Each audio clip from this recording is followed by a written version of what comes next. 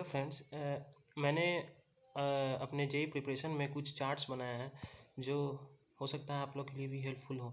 सो मैंने एक कार्बोहाइड्रेट्स का चार्ट्स बनाया है जो अगर आप लोग को हेल्पफुल लगे तो आप लोग बताएं। मैंने आगे भी ऐसे बहुत सारे चार्ट्स बनाए हैं तो मैं आप लोग को अपलोड करूँगा। So first start carbohydrates. Carbohydrates are the so you can see that carbohydrates जो हैं वो ऑप्टिकली एक्टिव पॉलीहाइड्रोक्सी अल्डिहाइड्स और कीटोन है। और मैं पहले बता दूं कि मैं पूरा फुल कवरेज नहीं करने जा रहा हूं। पहले आप लोग को एक बार एनसीईआरटी पढ़ लेना होगा। मैं बस वो सब तरीके बता रहा हूं जिनसे आप और सारी चीज़ों को एक जगह समराइज़ करके बता रहा हूं जो मतलब एग्ज़ाम के समय लास्ट टाइम रिवीजन में काफ़ी हेल्पफुल होने वाला है। सो कार्बोहाइड्रेट्स एक बायोमोलिक्यूल्स जो है जेईई मेंस और एडवांस में दोनों काफ़ी इंपॉर्टेंट टॉपिक है। सो कार्बोहाइड्रेट्स जो हैं ये ऑप्टिकली एक्टिव पॉलीहाइड्रोक्सी एल्डिहाइड और कीटोन है। कार्बोहाइड्रेट्स के तीन भाग होते हैं, वो एक है मोनोसेराइड्स, एक है पॉलीसेराइड्स, एक है ओलिगोसेराइड्स। मोनोसेराइड्स वैसे कार्बोहाइड्रेट्स है जिनको हाइड्रोलाइसिस करने पर सिर्फ मतलब 1 यूनिट मिले, या मतलब हाइड्रोलाइसिस ना हो, मतलब 1 यूनिट मिले या हाइड्रोलाइज ही ना हो। इसके तीन पार्ट्स हैं, ग्लूकोज, फ्रक्टोज और राइबोज। और आप इस तीनों के एग्जांपल को काफ़ी आसानी से याद रख सकते हैं। RI से रिया और G से G, ग्लूकोज का G और फ्रक्टोज का F। So you can memorise it by Ria GF mono, मतलब रिया की girlfriend single, so Ria GF mono. RI से राइबोज, G से ग्लूकोज, F से fructose mono. Polysaccharides are three. Polysaccharides भी के भी तीन एग्जाम्पल हैं जो कि एनसीईआरटी में दिए गए हैं, स्टार्च, सेलुलोज, ग्लाइकोजन। पॉलीसेराइड्स को नॉन शुगर्स भी कहते हैं क्योंकि they are non sweet in taste. और पॉलीसेराइड्स वैसे यूनिट्स हैं जो कार्बोहाइड्रेट्स हैं जिनको हाइड्रोलिसिस करने पर काफ़ी सारे यूनिट्स मिलते हैं। और ओलिगोसेराइड्स हैं वैसे कार्बोहाइड्रेट्स हैं जिनको हाइड्रोलिसिस किया जाए तो 2 to 10 यूनिट्स मिलता है। इनमें दो एग्जांपल्स दिए हुए हैं, सुक्रोज और फ्रक्टोज, और जो काफ़ी आसानी से आप याद रख सकते हैं by SUFO, SU, sucrose and fructose. और ग्लूकोज और मोनोसेराइड्स में दो इंपॉर्टेंट है, ग्लूकोज और फ्रक्टोज। ग्लूकोज एक अल्डो हेक्सोज है और एक डेस्ट्रोज है और एक डेस्ट्रोरोटेटरी कंपाउंड भी है। फ्रक्टोज एक कीटो हेक्सोज है और लेवोरोटेटरी कंपाउंड है। ग्लूकोज का दो फॉर्म है, एक है अल्फा फॉर्म और एक है बीटा फॉर्म। अल्फा फॉर्म और बीटा फॉर्म में बीटा फॉर्म का मेल्टिंग पॉइंट ज़्यादा है, एनसीईआरटी में डाटा भी दिया हुआ है आपको। बीटा फॉर्म का मेल्टिंग पॉइंट ज़्यादा है और अल्फ़ा फॉर्म जो होता है वो और बीटा फॉर्म दोनों क्रिस्टलाइजेशन से बनता है, लेकिन जो अल्फ़ा फॉर्म है वो crystallization of concentrated solution of glucose से बनता है, और जो बीटा फॉर्म है वो hot and saturated aqueous solution of glucose से बनता है। ग्लूकोज और फ्रक्टोज दोनों जो है साइक्लिक फॉर्म में एग्जिस्ट करता है by the addition of OH at C5 to C double bond O group. मतलब इनके साइक्लिक फॉर्म्स को एनोमर भी कहते हैं और जो लिंकेज है वो मेनली C1 और C5 पर होता है। अब आ जाइए इधर, अब हम पॉलीसेराइड्स में सारे लिंकेज को एक जगह समराइज किए जो काफ़ी इंपॉर्टेंट है।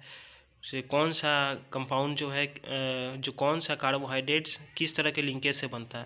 पहला तो है सुक्रोज। सुक्रोज आप देखें, सुक्रोज जो है वो अल्फ़ा ग्लूकोज और बीटा फ्रक्टोज के लिंकेज से बनता है, और जो भी इन सब में लिंकेज है वो सारे ग्लाइकोसिडिक लिंकेज हैं। वो सुक्रोज अल्फ़ा ग्लूकोज और बीटा फ्रक्टोज से बनता है, और C1 of alpha glucose and C2 of beta fructose.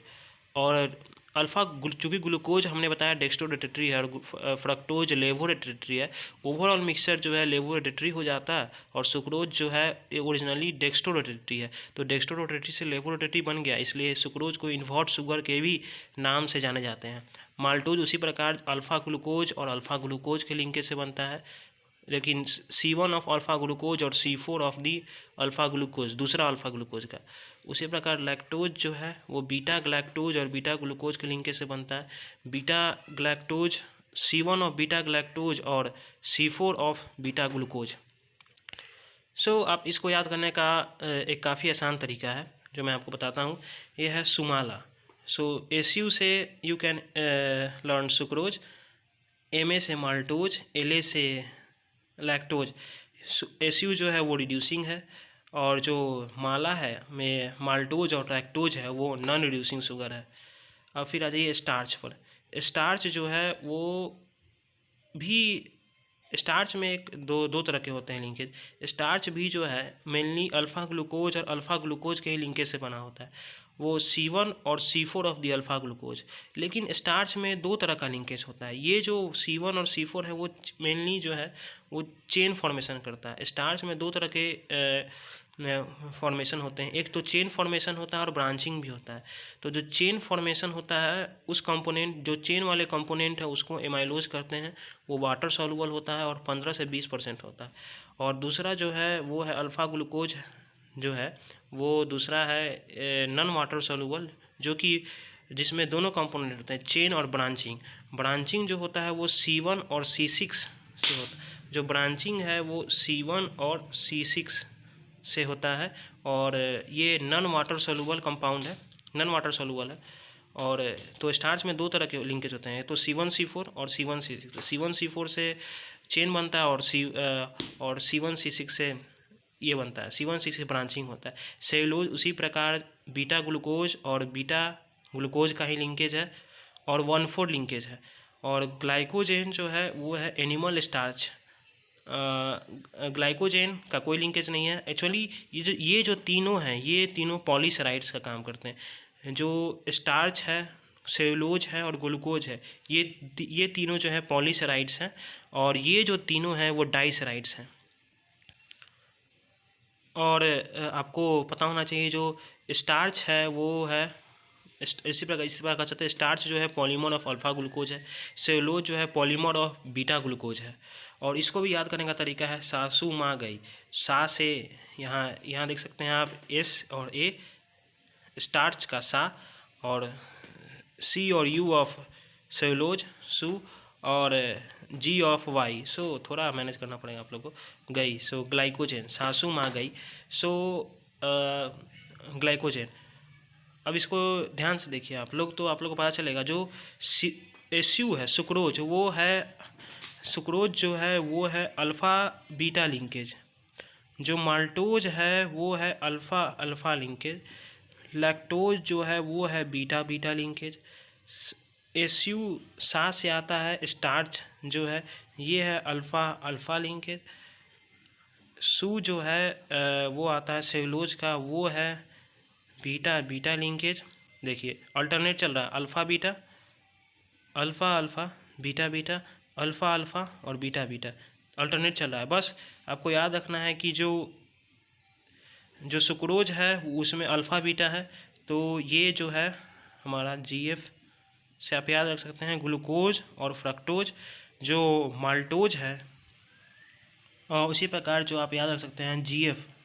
और यहाँ देखिए मैंने बताया ना कि अल्फ़ा बीटा, तो 1,2 ऐसे याद रखिए, 1,2 ऑफ ग्लूकोज, 2 ऑफ फ्रक्टोज, मतलब C1 ऑफ ग्लूकोज और C2 ऑफ फ्रक्टोज। जो माला है मतलब माल्टोज, ये अल्फ़ा अल्फ़ा फॉर्म है और जी तो सब में रहेगा, ये बात ठीक है।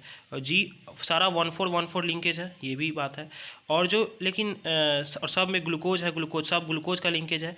लेकिन आपको लैक्टोज में एक बात ध्यान रखना पड़ेगा, जो लैक्टोज में जो लिंकेज होता है वो जो C1 पर जो लिंकेज होता है उसमें ग्लूकोज और लैक्टोज, समझिए ऐसे याद करने के लिए, ग्लूकोज और लैक्टोज दोनों मिल के ग्लैक्टोज बना लिया, GL मतलब ग्लैक्टोज, समझ रहे हैं ना, GL ग्लैक्टोज और दूसरा ग्लूकोज, बस यही बीटा लैक्टोज याद करना है। सो काफ़ी आसान हो गया। सासू सुमाला, सासू माँ गई, ये तीनों जो है डाइसेराइड्स हैं और ये तीनों जो है पॉलीसेराइड्स हैं। सारा अल्टरनेट लिंकेज है, alpha beta beta alpha beta beta. ये ग्लूकोज का लिंकेज है, ये ग्लूकोज का लिंकेज है। लैक्टोज में याद रखना है कि C1 में ग्लूकोज लैक्टोज मिल, इसे याद रखने के लिए इसे सोचिए, ग्लूकोज और लैक्टोज मिल गया तो ग्लैक्टोज बना लिया, तो GL और फिर जी मतलब C1 पर ग्लैक्टोज और C4 पर ग्लूकोज। और माला में तो अल्फ़ा अल्फ़ा ग्लूकोज ही हैं और अल्फ़ा बीटा में GF से याद रख सकते हैं 1,2, GF glucose fructose C1 1,2। Mainly जो SU में है वो अलग अलग होता है, C1 C2 बाकी सब C1 C4। So thanks for watching me and whenever thanks for watching me. अगर आप लोग को अच्छा लगे तो मैं आगे भी ऐसे वीडियोज़ अपलोड करूँगा अगर कमेंट्स बॉक्स में। तो thanks for watching me, thank you.